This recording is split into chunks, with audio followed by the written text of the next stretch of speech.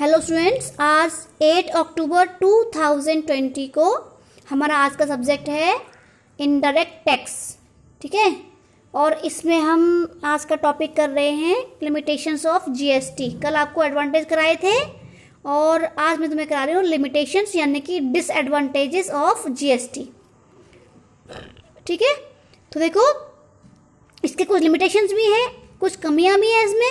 तो क्या है, increase in cost of services. ठीक है, क्योंकि पहले इंडिया में पहले क्या होता था कि सर्विस टैक्स 15% था। मेरी बात समझ रहे हो? जीएसटी इम्प्लीमेंट होने से पहले इंडिया में जो सर्विस टैक्स का रेट था वो ओनली 15% था, लेकिन अब जो जीएसटी लागू हो रहा है वो उसमें सर्विस टैक्स इन्होंने बढ़ा के कर दिया 18%। तो इस करके हमारा जो सर्विस टैक्स है वो 3% बढ़ गया है। ये इसकी एक कमी है। ठीक है, दूसरा है old wine in new bottle.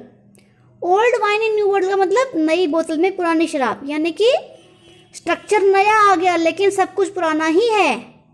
तो GST is like an old wine in new bottle. क्यों? क्योंकि सम इकोनॉमिस्ट सेज, कुछ अर्थशास्त्री ये कहते हैं दैट सीजीएसटी और SGST are nothing but new name for central excise service tax VAT CST. तो कुछ अर्थशास्त्री ये कहते हैं कि जीएसटी यानी कि सीजीएसटी एसजीएसटी कुछ नया नहीं है, बल्कि ये central excise tax, service tax या वैट या सीएसटी इन्हीं का नया नाम है। ठीक है, तो तीसरा ये आ गया चेंज इज बिजनेस सॉफ्टवेयर। ठीक है, तो बिजनेस करने के लिए एक नया ही सॉफ्टवेयर इनको बनाना पड़ेगा, क्योंकि पहले जो एक्साइज ड्यूटी पे हो रही थी, वैट पे हो रहा था, सर्विस टैक्स हो रहा था। ठीक है, इनके लिए पहले ही इनकी टैक्स ऑनलाइन ये फिल कर रहे थे, तो उनका जो सॉफ्टवेयर था वो दूसरा था। लेकिन अब इन्होंने जब से क्या किया है कि जीएसटी इन्होंने भरना शुरू किया है, तब से इनका जो जीएसटी के लिए रिक्वायरमेंट क्या है कि ऑनलाइन सब कुछ हो, तो इनका पोर्टल ही चेंज हो गया है, बिजनेस को नया सॉफ्टवेयर लेना पड़ता है। ठीक है, फिर है ऑनलाइन प्रोसीजर। तो जो हमारे पहले वाले टैक्सेस थे वो ऑफलाइन भी भरे जा सकते थे, लेकिन अब क्या कर दिया कि वो जो जीएसटी है उसका प्रोसीजर ही सिर्फ ऑनलाइन होगा। तो कुछ लोगों की पहुंच ऑनलाइन नहीं हो पाती है, तो उनके लिए नुकसान है। फिर है higher tax burden for SME. SME का मतलब स्मॉल मीडियम एंटरप्राइजेस, लॉन्ग नहीं, स्मॉल एंड मीडियम। तो ये कह रहा है कि small and medium enterprises in the manufacturing sector will have negative impact under the GST regime. Under the excise law, only manufacturing business with a turnover exceeding 1.5 crore has to pay excise duty, whereas the GST, the turnover limit has been reduced to 20 lakh, thus increasing the tax burden for many manufacturing SMEs.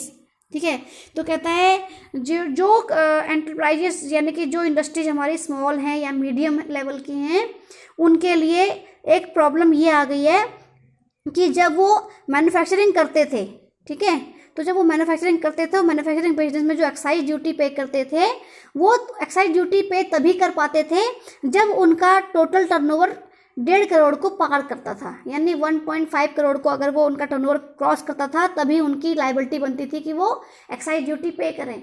लेकिन अब GST में इन्होंने threshold limit क्या कर दी है कि 20 लाख, कि जिनका टर्नओवर 20 लाख को क्रॉस कर जाएगा, ठीक है, तो उनको जीएसटी की रिटर्न फाइल करनी पड़ेगी। तो ये जो स्मॉल एंड मीडियम एंटरप्राइजेस हैं, क्योंकि इनका तो होता ही कम टर्नओवर था, तो 1.5 करोड़ तो उनका पहुंच ही नहीं पाता था। जिसका पहुंचता था सिर्फ वही टैक्स पे करता था। लेकिन जीएसटी में 20 लाख टर्नओवर तो सभी का हो जाता है, इसलिए इनको भी टैक्स पे करना पड़ता है। इनके ऊपर टैक्स का बर्डन ज़्यादा बढ़ गया है। मेरी बात समझ गए? फिर है no clarity on tax holidays.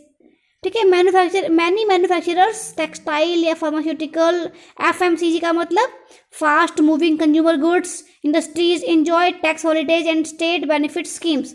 तो पहले उनको टैक्स हॉलीडेज या स्टेट बेनिफिट स्कीम्स भी मिलती थी।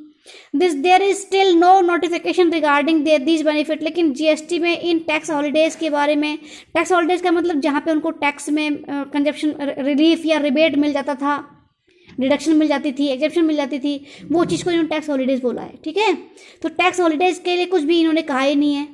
तो this will mean increase cost for these industries which will probably be passed on to the end consumer. ठीक है, क्योंकि फास्ट मूविंग कंज्यूमर गुड्स क्या होती हैं, वो कंज्यूमर गुड्स जो जल्दी जल्दी सेल हो जाती हैं, जल्दी जल्दी बिक जाती हैं।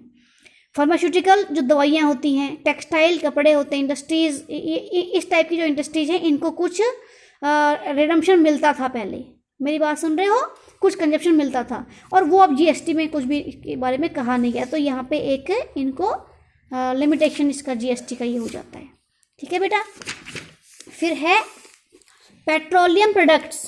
देखो जो पेट्रोलियम प्रोडक्ट्स हैं, अभी कहा गया है कि भाई जो पेट्रोलियम प्रोडक्ट्स हैं, लिक्वायर हो गई, ठीक है, इन चीज़ों पर जीएसटी लागू नहीं हो रहा है। ठीक है, तो the government has left petroleum out of GST for now until all states are agreed to it. ठीक है, तो गवर्नमेंट ने पेट्रोलियम प्रोडक्ट्स को, यानी पेट्रोलियम को जीएसटी की रेंज से बाहर रखा है। क्यों? क्योंकि वो तब तक बाहर रखा है जब तक कि सारे के सारे इंडिया के सारे स्टेट्स इस पर अपनी सहमति ना दे दें। तो industries that require petroleum products for manufacturing can not input for tax Heights which will increase the final price. ठीक है, ऐसा इस कारण है कि जो इंडस्ट्रीज, ठीक है, जिन इंडस्ट्रीज को रिक्वायरमेंट होती है पेट्रोलियम प्रोडक्ट्स की, ठीक है, जैसे कार इंडस्ट्री है, उसको पेट्रोल चाहिए होता है, डीजल चाहिए होता है ना। ठीक है, तो ये जो मैन्युफैक्चरिंग कंपनीज हैं, ये इनको अपने मैन्युफैक्चरिंग पे कोई भी इनपुट टैक्स क्रेडिट नहीं मिलता है, पेट्रोलियम प्रोडक्ट्स पे इनपुट टैक्स क्रेडिट नहीं मिलता ना। ठीक है, तो इस करके इनको यहाँ पे नुकसान हो जाता है। फिर है मल्टीपल स्टेट रजिस्ट्रेशन। ठीक है, और जीएसटी में वो क्या कह रहा है कि जितने स्टेट्स में आपका इंटरस्टेट बिजनेस होगा उतने स्टेट में आपको रजिस्ट्रेशन करवानी पड़ेगी जीएसटी की।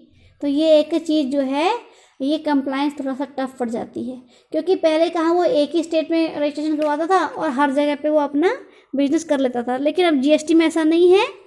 वो जिस स्टेट में जाएगा बिजनेस करने के लिए, उस स्टेट में उसको हर बार क्या करवाना पड़ेगा, रजिस्ट्रेशन करवाना पड़ेगा।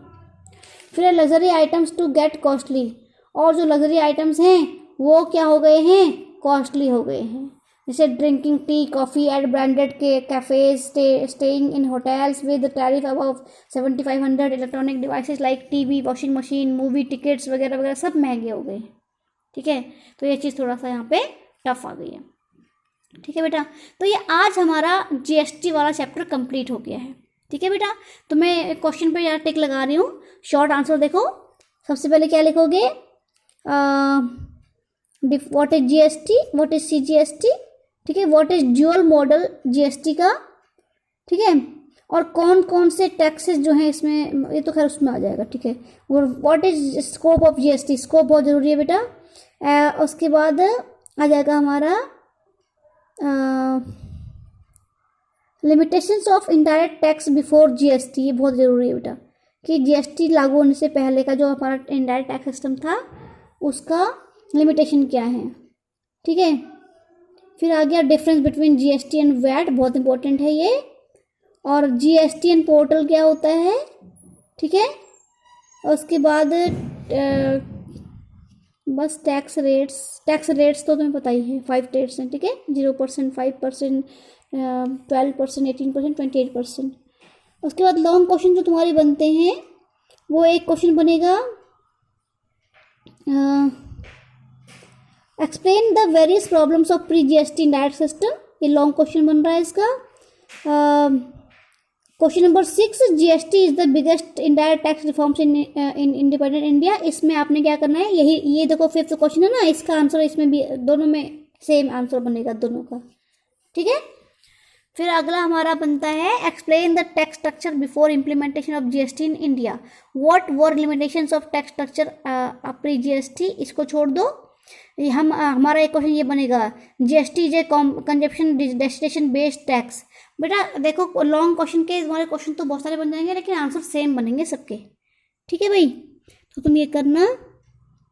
और इसके बाद ठीक है, इसमें हमारा व्हाट इज सप्लाई आती है, जैसे ये आ गया GST is a dual tax system. ठीक है, इसमें हमने दोनों टैक्स यानी सीजीएसटी एचजीएसटी दोनों को यहाँ पे एक्सप्लेन कर देना है। ठीक है, तो ये आपने देखा, और ये difference explain the difference between VAT and GST short में भी था, ये लॉन्ग के लिए भी कर लेना इसको, बहुत इंपॉर्टेंट है ये। ठीक है, मैंने तुम्हें पहले ही बताया था कि ये चीज़ बहुत इंपॉर्टेंट है। और एक दिन मैं इसका टेस्ट लूँगी बेटा तुम्हारा, ठीक है। टेस्ट में सभी बच्चों ने टेस्ट देना ज़रूरी है, चाहे कोई किसी के वहाँ नेटवर्क आ रहे हैं नहीं आ रहे हैं मुझे नहीं पता, तुम लोगों का मैं टेस्ट लूँगी, ठीक है। टेस्ट में क्या आएगा? टेस्ट में आएगा जीएसटी, ठीक है, जीएसटी की लिमिटेशन, जीएसटी के एडवांटेज, जीएसटी के फीचर्स, जीएसटी का ड्यूअल मॉडल और कौन कौन से टैक्सेस इसमें सब्ज्यूम हो चुके हैं, ठीक है, ये सारी चीज़ें इसमें आएंगी। ओके बेटा, बाकी मैं तुम्हें कल करवाऊँगी।